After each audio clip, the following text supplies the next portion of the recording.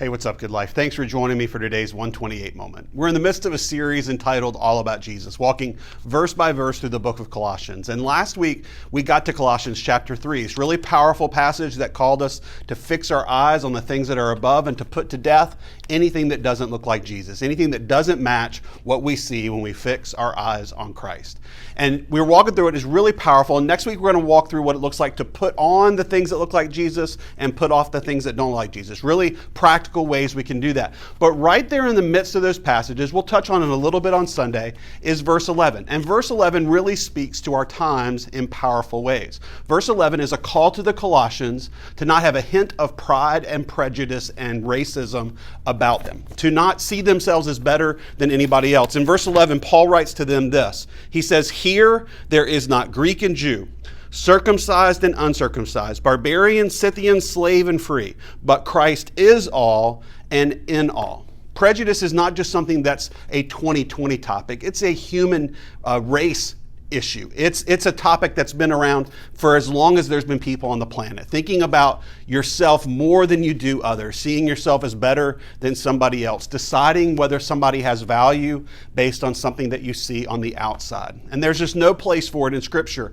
And we don't just see it in Colossians chapter 3. It's really kind of across the whole story. You go back to the book of Genesis, and after he created Adam and Eve, he looked at them and he communicated that they were made in his image. And that image bearer nature, that position of ours of being like God himself, that's really something that's not limited to any race or any nation. There's something that's across people groups, and we've got to grasp that. You go forward to how the people of Israel were to deal with sojourners in their land, those who had come from other places and other people groups and had come among them, that if those people were willing to align with the Jewish faith, to be a part of the covenant, they could take part in everything, including the Passover, or a lot of the things, including the Passover. You go even a little bit further, and when Solomon is dedicating the first temple, he's praying to God for his presence to be made manifest among God's people, among the Israelites. But he's also praying that those who are far off, foreign nations, that people will be drawn to this temple to encounter the one true God. That even this Jewish temple, for the Jewish people to pray to Yahweh, the one true God who had chosen them, it's really a call to the nations. It's a call to all people groups to come find out who God is right there. So it's always been that call. And then you see Jesus being born as a baby, living as a person, living as God in the flesh, but living as fully man as well. That you see this endorsement, sort of this embrace of humanity in such a beautiful way. And how could we read that story and go, well, we get to choose which humans are really important? Because that's not what Jesus did. When he laid down his life, it was for people across every spectrum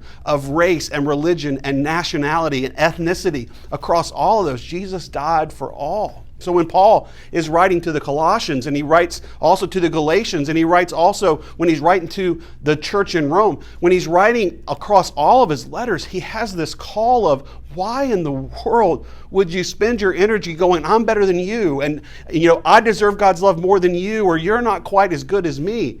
When you look at Jesus, you can never have that conclusion.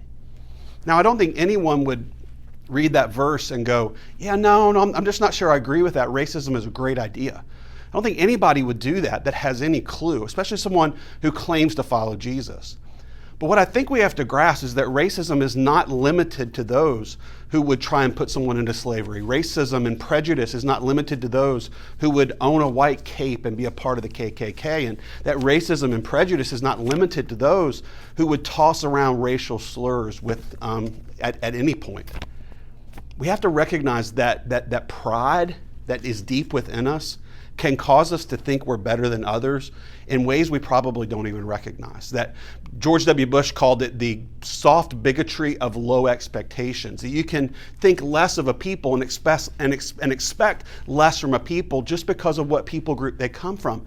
There's no place for that in our country, and there's certainly no place for that in light of the gospel.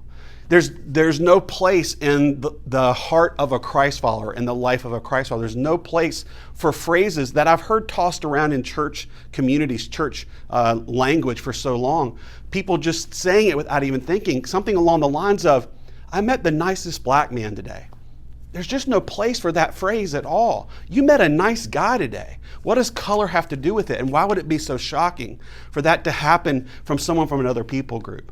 What we're called to in the gospel is for what it says in verse 11, that Christ is all and in all. When we see every human being, we are to see that's a person Jesus died for. When we see every people group, we're to see that's a people group Jesus died for. When we see every nation and every tribe and every tongue, we're to look at them and go, that's a people group that needs to hear the good news of Jesus. And if we fast forward to the end of the book, in the book of Revelation, every tribe and nation and tongue is gathered around the throne, proclaiming and worshiping the greatness of Jesus.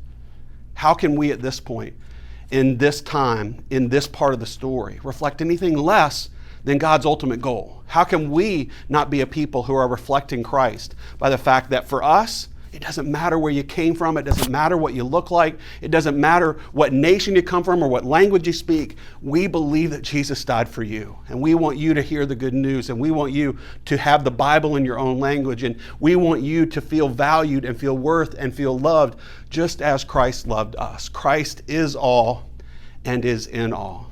Good life, that's the good news. And my prayer is that God will search my heart and show me any ways where prejudice has taken root that I may not even be aware of. All the ways, the soft bigotry of the things we've just become accustomed to. And that God would purify my heart of that so that the gospel can be seen in me. And I invite you to do the same. I also invite you to join us on Sunday, 9:30 online, 9:30 and 11, right here at the venue. And we look forward to seeing you soon.